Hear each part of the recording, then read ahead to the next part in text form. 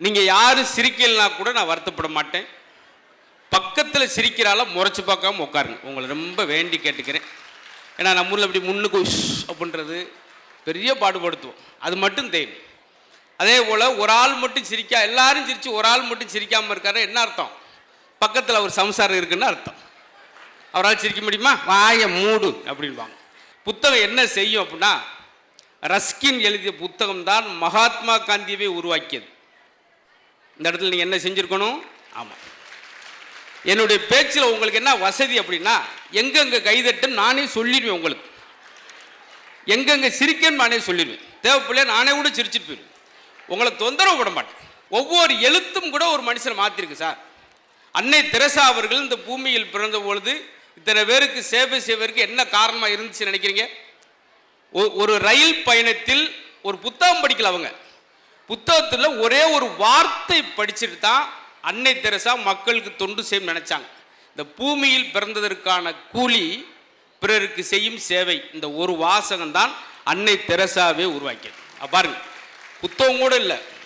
சுகிசிவன் சொல்வார் பாருங்க, குண்டு கூட ஒவ்வொரு முறை தான் வெடிகுண்டு வெடிக்கும், ஆனால் புத்தகத்தின் ஒவ்வொரு பக்கத்திலும் வெடிக்கும் அப்படின்வாங்க.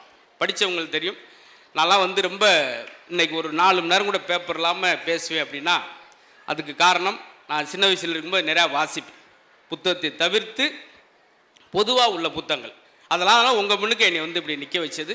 சில ஊரில் என்னை உட்கார வச்சுட்டு அந்த ஆர்கனைசர் பேசினார் 1.25 மணி நேரம் பேசிட்டு, இதுதான் என்னுடைய 300 அப்படின்றார். தொப்புன்னு விழுந்தாங்க 30 பேர். சண்டால பாவி, 1.5 மணி நேரம் 300 முடிவுரைக்கு பார்க்குறாங்க. 10 பேர் முடிஞ்சிட்டேன் ஜோலி.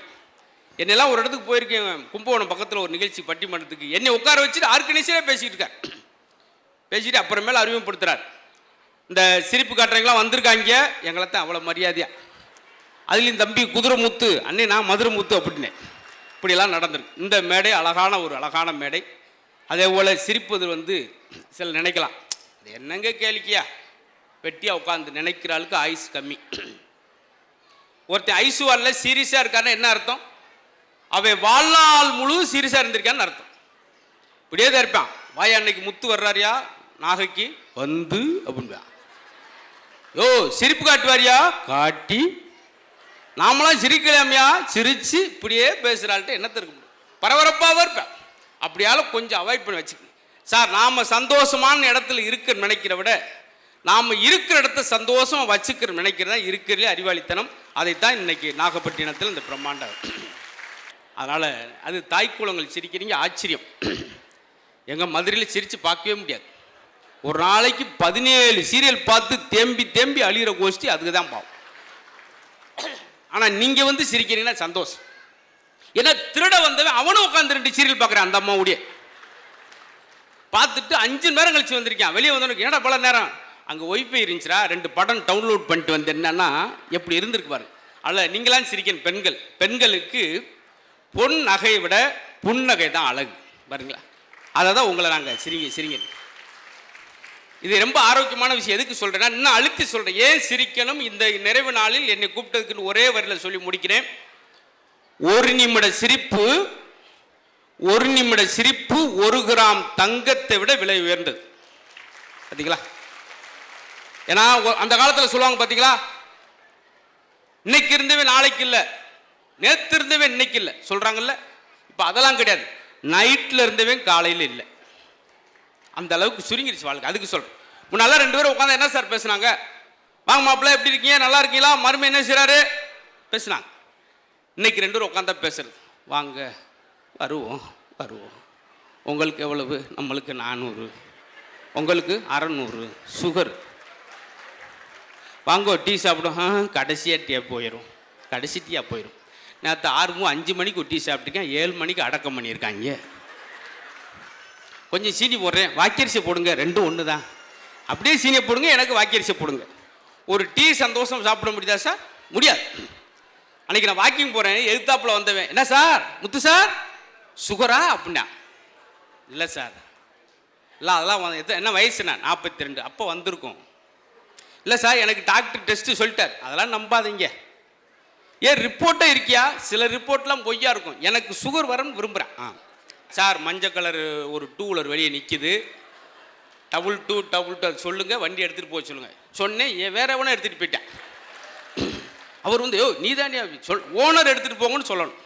வெளியே வண்டி நிற்கிது, எடுத்துகிட்டு போங்கன்னு எவனோ ஒருத்தர் எடுத்து போயிட்டான். பார்த்துங்க, குழந்தை இங்கே தான் இருக்கான்.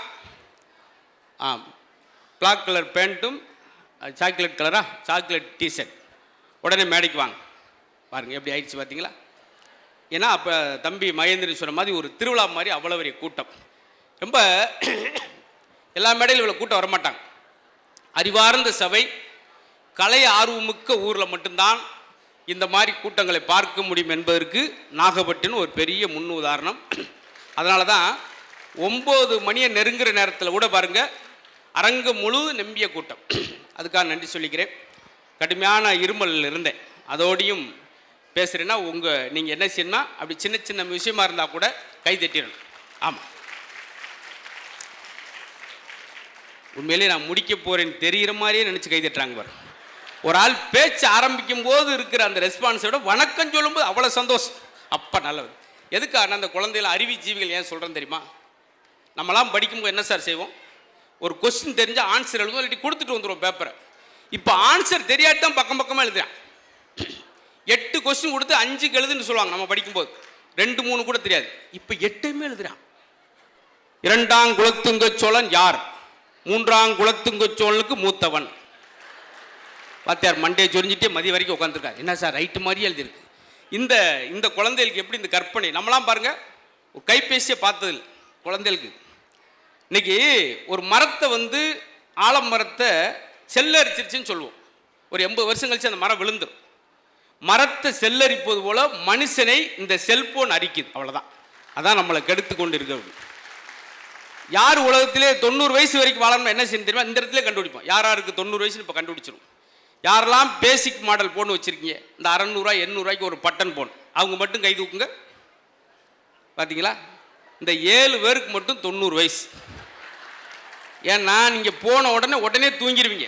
வாட்ஸ்அப் போகாது, யூடியூப் போகாது, உடனே தூக்கம் வரும், நிம்மதியாக தூங்குவீங்க. ஆனால் இந்த போன் வச்சுருக்கேன் நம்மளை பாடாக படுத்திடுவேன் தெரியுங்களா? நான் உங்களை வந்தேன், ஒரு 5 பேர் இந்த ஃபோட்டோ எடுத்தாங்க, சந்தோஷம். உள்ளே டேர்ன் பண்ணி வரும்போது திடீர்னு ஒரு பையன் குறுக்க ஓடியாந்து செல்ஃபி பச்சைக்குன்னு 10 செல்ஃபி எடுத்துகிட்டு ஒத்த வார்த்தை கேட்டேன் பாருங்க, எனக்கு படபடன்னு வந்துருச்சு. ஆமாம் நீங்கள் யாருன்னே அப்படின்னா அதோடு நின்றவன் தான். பார்த்தீங்களா? இந்த செல்ஃபி இல்லா காலத்துக்கு முன்னால் அது இருந்துச்சா சார்? நல்லா தூங்கிட்டு இருக்கேன், 1:30 மணிக்கு எனக்கு ஃபோன் வருது. நான் அறத்தை குத்தில எடுத்து ஹலோ அப்படின்னே, எடுத்தாப்புல கேட்குதா, ஹலோ கேட்குதா அப்படின்னா, கேட்குது அப்படின்னே, அப்போ வச்சிரு. இதுக்கு நான் என்ன பதில் சொல்ல முடியும் சார்? இதெல்லாம் இல்லாததுக்கு முன்னாடி இந்த பட்டன் போன் என்ன மகிழ்ச்சி தெரியுமா? யாரையும் தவறாக புகைப்படம் எடுக்கவில்லை, தவறாக சித்தரிக்கவில்லை, ஆரோக்கியமாக இருந்தோம், மகிழ்ச்சியாக இருந்தோம். சார்ஜ் போட்டிங்கன்னா அந்த ஃபோனில் 10 நாளைக்கு செனப்பண்ணி மாதிரி அது பாட்டு கிடக்கும். ஒரே ஒரு கேம் நான்லாம் மதுரையிலேருந்து சென்னை வரைக்கும் 12 மணி நேரம் விளாண்டுக்கிட்டே போவேன்.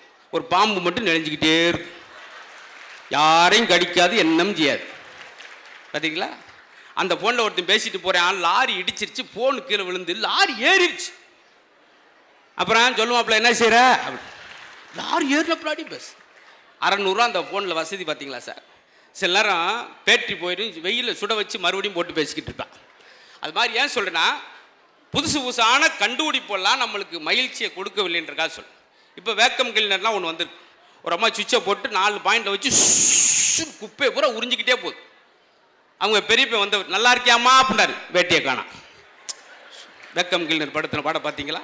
அது மாதிரி நிறையா விஷயங்கள் வந்தால் கூட இன்னும் மாறாமல் இருப்பது உங்களுடைய சிரிப்பு. நான் ஒரு 5 மணி நேரம் ட்ராவல் பண்ணி வர்றப்ப எனக்கு என்ன சந்தோஷம்னா, நீங்கள்லாம் கைதட்டி சிரிக்கும் போது அந்த அலுப்பு களைப்பெல்லாம் நீங்கிடும். அதான் நான் பார்க்குறேன். இப்போ நீங்கள் பேசும்போது நான் ஏதாவது பேப்பர் வச்சுருக்கேனா? நான் ஒரு 19 வருஷம் மேடையில் பேசும்போது இந்த பேப்பர் வச்சு பழகவே இல்லை. அதனால் ஒரு வசதி, உங்களை பார்த்து நீங்கள் என்ன பண்ணுறீங்களோ அதை வச்சே தான் பேசுவேன். அதே போல் உண்மையிலே தாய்க்குழுங்க உங்களெலாம் உண்மையிலே மனசார பாராட்டுறேன். இப்படி தான் இருக்கணும் தாய்க்குழு. பொது நிகழ்ச்சியில் இப்படி வரணும், அரசு சார்ந்த நிகழ்வில் கலந்துக்கிறணும். முன்னெல்லாம் பெண்கள் வீட்டை விட்டு வெளியே வர மாட்டாங்க. இன்னைக்கு இந்த மாதிரி வந்து உட்காந்துருக்கீங்கன்னா அந்த ஊர் இன்னும் மிகுதியான நாணயமான ஊரை, நம்பிக்கையான ஊர் என்பதுக்கு இதெல்லாம் ஒரு உதாரணம். சரிக்கு சமம் அந்த பெண்கள் உட்காந்துருக்கீங்க.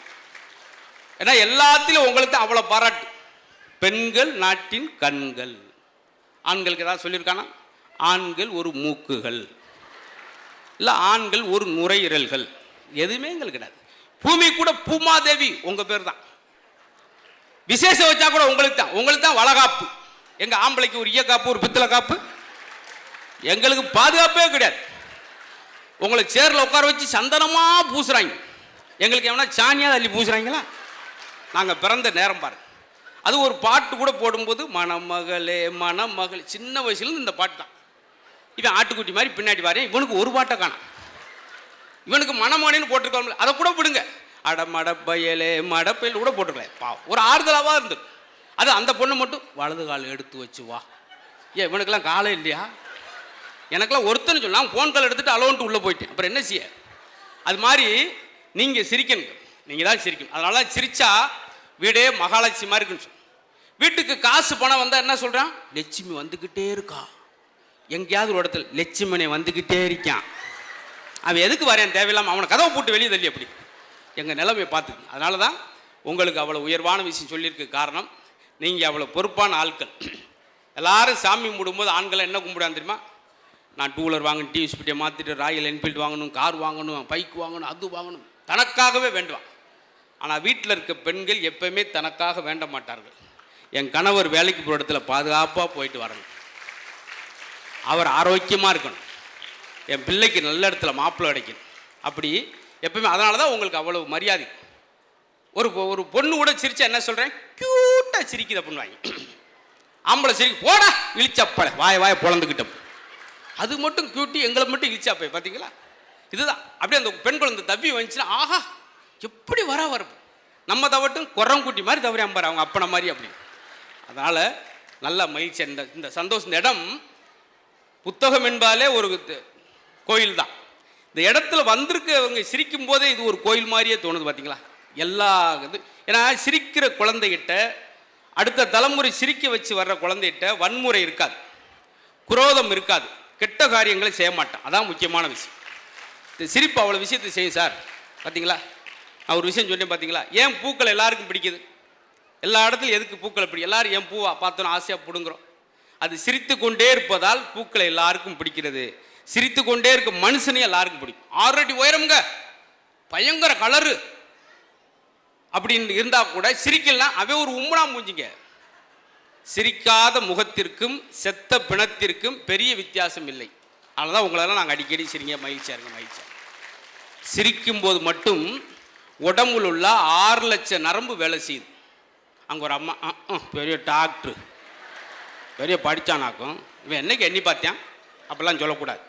சரின்ட்டு போயிடும். திடீர்னு வந்து கேள்வி கேட்டுனா என்ன செய்ய முடியும்? யாரெல்லாம் சிரிப்புக்கு நேரம் ஒதுக்கலையோ அவங்க ஊரம் டாக்டருக்கு நேரம் ஒதுக்கிடுவீங்க. பார்த்துக்கு. ஏன்னா ஒன்றும் தப்பாக சொல்ல.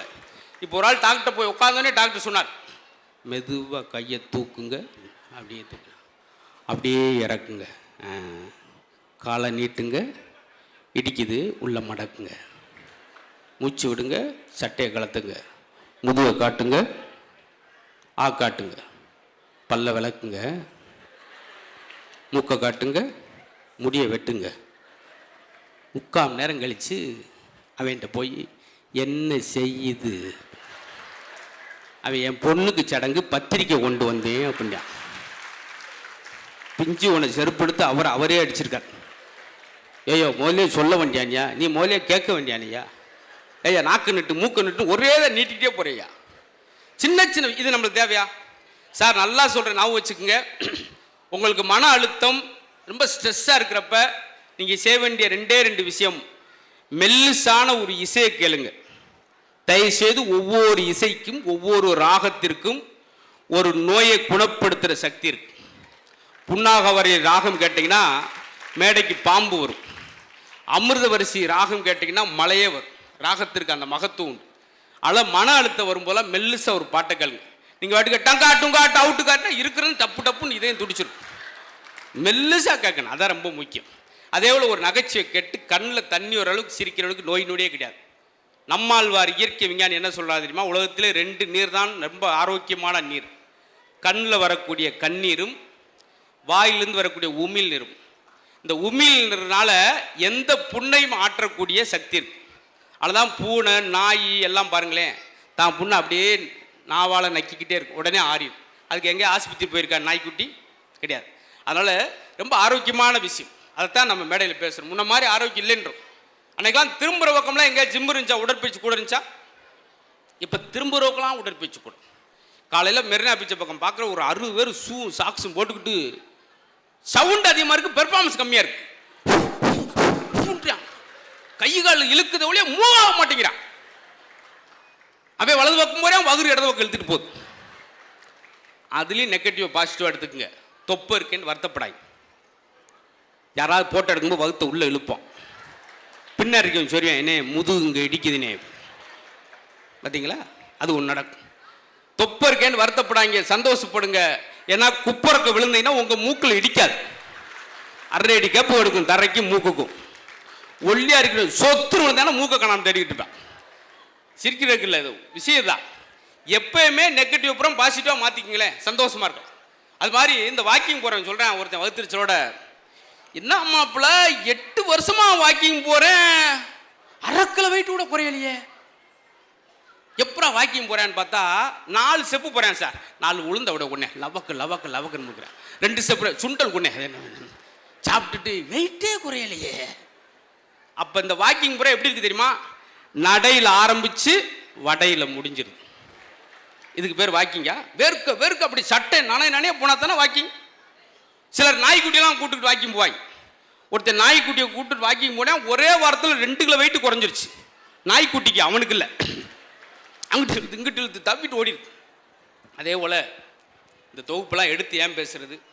ஒரு புத்தக திருவிழாவில் புத்தகம் நெப்போலியன் கூட பாருங்களேன், குதிரையில் இருந்து கொண்டே தூங்குறது கிடையாது, குதிரையில் இருந்துக்கிட்டே படிப்பார். ஜவஹர்லால் நேரு அவர்கிட்ட கேட்டாங்க, எப்படி சார் மேடையில் அழகாக பேசுகிறீங்க, அதுக்கு என்ன காரணம் அப்படின்றதுக்கு நேரு அவர்கள் சொன்னது, நான் நேரத்தை திருடுகிறேன் அப்படின்னார். எப்படி? என்னுடைய உதவியாளர் வெளியே நிற்பார், என் பெட்டிக்கு அடியில் புத்தகம் வச்சுருப்பேன், அவர் உங்களை 5 மணி நேரம் தூங்க சொல்லியிருப்பார். நான் அதுக்கு தெரியாமல் அந்த பெட்லேருந்து எடுத்து நான் புத்தகத்தை 1 மணி நேரம் படிப்பேன் அப்படின்னு சொல்கிறாருன்னா அதுதான் பெரிய விஷயம். அப்படி வாசித்தவர்கள் பூரா வெற்றி அடைந்திருக்கிறார் சார். நான் அன்றைக்கெல்லாம் அந்த அசத்தப்போ அந்த மாதிரி நிகழ்ச்சியெலாம் பேச சொல்லும்போது ரொம்ப சிரமம் எடுத்து தான் பேசுவேன். ஏன்னா ஒரு நாளைக்கு 5 எபிசோட் பேசணும். அப்போல்லாம் யூடியூப் இல்லாத காலம், ரொம்ப கஷ்டப்பட்டு பேசுவேன், 1 மணி நேரம் பேசணும். அப்போல்லாம் படித்த படிப்பு தான் இன்றைக்கி உங்கள்கிட்ட இந்த கைதட்டல் வாங்குறதுக்கு எனக்கு உதவியாக இருப்பது அன்று நான் வாசித்த புத்தகங்கள். பார்த்தீங்களா? புத்தகங்கள் என்னென்ன சொல்லி கொடுத்துருக்கு பாருங்க. 100 பேர் சிந்திக்க வேண்டியது ஒருத்தன் சிந்தித்தால் அவன் கவிஞன், 100 கவிஞர்கள் சிந்திக்க வேண்டியது ஒருவன் சிந்தித்தால் அவன் மேதை, 100 மேதைகள் சிந்திக்க வேண்டிய ஒருவன் சிந்தித்தால் அவன் ஞானி, 100 ஞானிகள் சிந்திக்க வேண்டிய ஒருவன் சிந்தித்தால் அவன் தீர்க்கதரிசி, 100 தீர்க்கதரிசிகள் சிந்திக்க வேண்டியது ஒரு ஆள் சிந்தித்தால் அவன் தான் இறைவன் அப்படின்னா. பார்த்தீங்களா? அப்போ எவ்வளவு இருக்கு பாருங்க. இந்த காலம் கூட இந்த நேரத்தை விரயம் பண்ணக்கூடாதுன்றதுக்காக நல்லா வேகமாக பேசியிருப்பார். எல்லாருக்கும் காலம் ரொம்ப முக்கியமானது. காலத்தை பற்றி அவ்வளோ விஷயம்லாம் பெருமையாக சொல்லுவாங்க. அதே போல் பணமெல்லாம் மகிழ்ச்சியே கிடையாது சார். ஆப்பிள் கம்பெனி ஓனர் என்ன எழுதி வச்சிருப்பிருக்காரு தெரியுமா? சுயசரித்தில் 58 வயசில் என்னுடைய உயிர் போயிடுச்சு, உயிர் பிரிய போகிறேன், இவ்வளோ சம்பாத்தியம் அந்த சம்பாத்தியங்களாம் என்னை காப்பாற்றவில்லை அப்படின்னு சொல்லி இன்றைக்கி ஆப்பிள் ஃபோன் வச்சுருக்குமே அதனுடைய ஓனர் சொல்லிட்டு போகிறார். அதே போல் அலெக்சாண்டர் உலகத்து புறா தான் கட்டுக்கோப்பில் கொண்டு வந்தவே என்ன சொன்னான் தெரியுமா? கடைசியாக 3 ஆசையை நிவர்த்தி செய்யுங்கன்னு சொன்னேன் தளபதிட்ட. என்னங்க, என்னுடைய சவப்பெட்டியை தூக்கி செல்லும் போது அந்த தூக்கி செல்கிற 4 பேரும் டாக்டராக இருக்கணும், மருத்துவர்கள் தான் என்னை தூக்கி செல்ல வேண்டும். என்னை தூக்கி செல்லும் வழியில் நான் இதுவரை சம்பாதித்த தங்கம், பிளாட்டினம், வைரம் எல்லாத்தையும் தூவிவிட்டே செல்லுங்கள். என்னை அடக்கம் செய்யும் போது சவப்பெட்டிக்கு வெளியே என்னை கையை வைத்து வெளியே வைத்து பூட்டுங்கள். எதுக்கு இங்கே குழப்பமாக இருக்குது? எதுக்கு அரசர் எப்படி செய்யணும் அப்படின்றப்ப அவர் சொல்கிறார், அலெக்சாண்டர் சொல்கிறார், எவ்வளோ ஒரு ஆளாக இருந்தாலும் உயிர் பிரியும் போது மருத்துவரே நினைச்சா கூட காப்பாற்ற முடியாது என்பதற்கு தான் என் சவப்பெட்டியை மருத்துவர் தூக்கி செல்ல வேண்டும். நான் சம்பாதித்த பொருள் கூட என் கூட வரப்போவதில்லை அப்படின்றது என்னுடைய நகைகள் ஆபரணங்கள்லாம் வீசிக்கொண்டே வாருங்கள். அதே போல் இத்தனை நாடுகளை என் கையில் கொண்டு வந்தேன், ஆனால் கொண்டு போகும்போது கையில் எதையுமே நான் கொண்டு போகவில்லை என்பதற்கு வெளியே என் கையை வைங்க. பார்த்தீங்களா? அது மாதிரி தான். ஆனால் இந்த நேரம் உலகத்திலே சிறந்த காலம், இந்த நேரம் நினச்சா சந்தோஷம். உலகத்திலே சிறந்த இடம், இந்த இடம் நினச்சா சந்தோஷம். உலகத்திலே சிறந்த நண்பன் பக்கத்தில் இருக்கு. இன்னைக்கு நாளை ஒவ்வொரு நாளையும் அதே போல் பாருங்களேன், ஒரு ஊரில் ஒரு நாட்டாம் விட்டு நாய் செத்து போச்சு சார். 2000 பேர் வந்து விசாரிக்கிறான். ஐயோ ஒவ்வொன்று குலைக்குமேன்றான் ஒருத்தன். அப்போ நாய் ஒவ்வொன்று தான் குலைக்கும், ஏன்னா நாட்டாம விட்டு நாய் இல்லை. அடுத்த வாரம் நாட்டாமே இறந்து போயிட்டார், ஒரு நாய் அந்த பக்கம் வரல. இதுதான் உலகம். பார்த்தீங்களா எதுக்கா இயங்குதுன்னு பார்த்து. அதுக்குள்ளே நம்ம மகிழ்ச்சியாக சந்தோஷமா சார். நல்லா உண்மையிலேயே நான் ஏற்கனவே ஒரு விஷயம் சொன்னேன், சிரிப்பது மாதிரி ஒரு ஆரோக்கியமான விஷயம் எதுவும் கிடையாது சார்.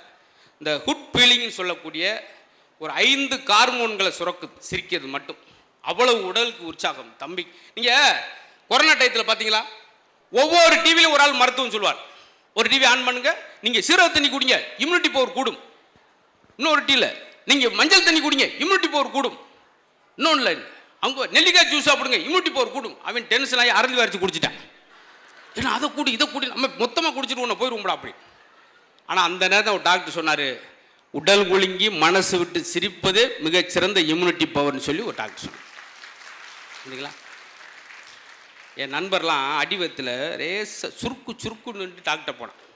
டாக்டர் அடிவத்தில் தான் வலிக்குது அப்படின்னா குப்புறக்கு போட்டு 36 தையல் இங்கே இருந்து இங்கே வரைக்கும் ஆப்ரேஷனை முடிச்சுட்டு செம்பு நிறையா தண்ணியை கொடுத்துருக்காரு, இதை குடிங்க அப்படி. ஏன் டாக்டர் இப்போ தானே இத்தனை தையல் போட்டீங்க, எதுக்கு இவ்வளோ தண்ணியை குடிக்க சொல்கிறீங்க? குடிங்க, எங்கேயாவது ஒழுகுதான் பார்ப்போம் அப்படின்ட்டுருக்காரு. அவன் வெட்ட நட்டிங்கிருக்கான். இதுக்கு தான் சார், இதுக்கு தான் உங்களை நாங்கள் சரிங்க. பார்த்தீங்களா இப்போ எவ்வளோ அழகாக இருந்துச்சு பார்த்தீங்க இந்த இடம். ரொம்ப மகிழ்ச்சி. அதில் நின்று கொண்டெல்லாம் ரொம்ப ரசிப்பது மித்த ஊரெலாம் கிடையாது. உண்மையிலேயே அவர் சொன்ன மாதிரி நாகையில் அறிவு சார்ந்த விழா. ஏன்னா காமராஜர் அவர்கள் வந்து அவர்கிட்ட என்ன சொன்னாங்க தெரியுமா, அப்படியே போய்கிட்டு இருக்கும்போது எங்கள் ஊர் திருமங்கலம் மதுரை பக்கத்தில், எங்கள் ஊர்கிட்ட வரும்போது தான் ஒரு பையன் ஆடு மேய்க்கிற பார்க்குறாரு. பள்ளிக்கூடம் போகாமல் என்ன இங்கே ஆடு மேய்ச்சிக்கிட்டு இருக்க, பள்ளிக்கூடம் போனால் யார் சாப்பாடு போடுவா, இவர் முதல்வர்னு தெரியாது அந்த பயலுக்கு. பள்ளிக்கூடம் போனால் யார் சாப்பாடு போடுவா? அப்போ யோசிக்கிறேன், சாப்பாடு போட்டால் பள்ளிக்கூடம் போகிறையா அப்படின்னு. அப்போ தான் மதிய உணவு திட்டத்தை கொண்டு வரும்னு சொல்கிறாரு. அப்போ நிதி இல்லைன்றாங்க. அப்போ சொல்கிறார், நிதி இல்லாட்டியும் பரவாயில்ல, நான் பிச்சை எடுத்து கூட சம்பாரித்து மதிய உணவு திட்டத்தை கொண்டு வரும்னு சொல்லி பசங்களை உள்ளே இழுக்கிறதுக்கான விஷயம்.